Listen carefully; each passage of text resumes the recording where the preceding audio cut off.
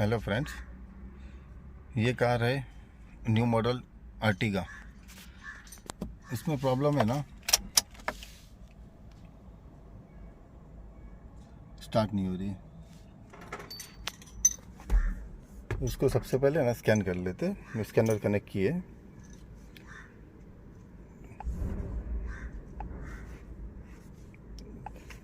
देखिए engine control module में fault code कुछ भी नहीं है।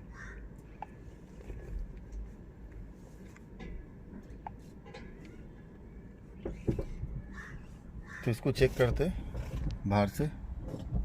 और एक चीज़ है ना इसमें, ये नोटिस कीजिए, देखिए फ्यूल का जो है ना, ये ब्लिंक हो रहा है।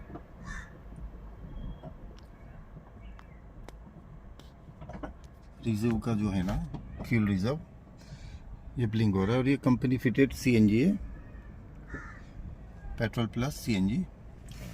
चलिए बाहर से एक बार देखते।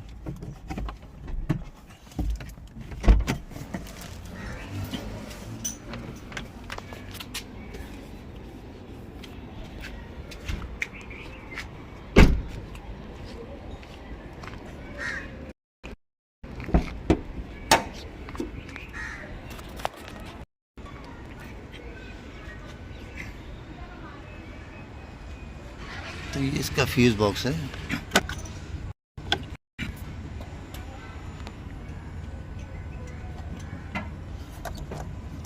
इसका ये सब रील वगैरह है ना, अभी चेक किए।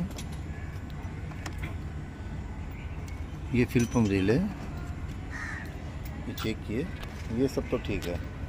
कार क्रैंक भी हो रही है लेकिन स्टार्ट नहीं हो रही है। तो इसमें जो फॉल्ट है ना,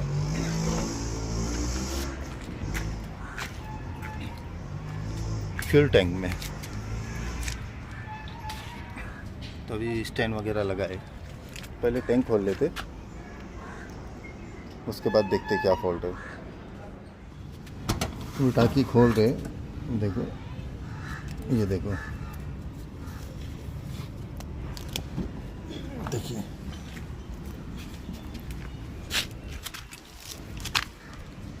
ये देखिए फ्रेंड्स, ये इसका पूरा फ्यूल पंप का वायरिंग ही कट गया है।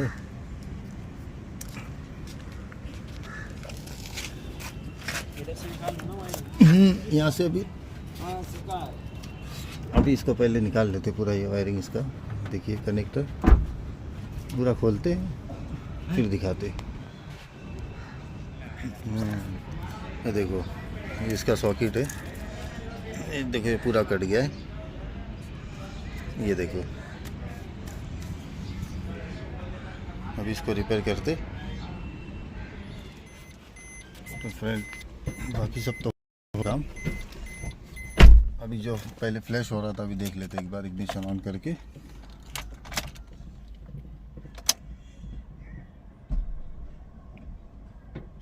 अभी देखिए,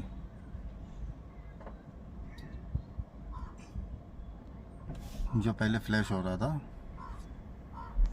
अभी सीएनजी भी ठीक से दिखा रहा है, देखिए। और यहाँ पहले फ्लैश हो रहा था फ्यूल का, वो भी बंद हो गया। तो इसमें जो प्रॉब्लम था ना, टैंक पे, जो फ्यूल टैंक पे है ना,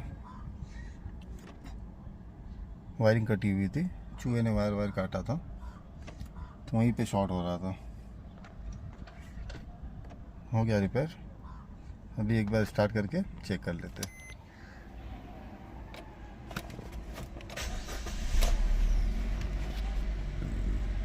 फाइनली फ्रेंड्स देखिए कार स्टार्ट हो गया।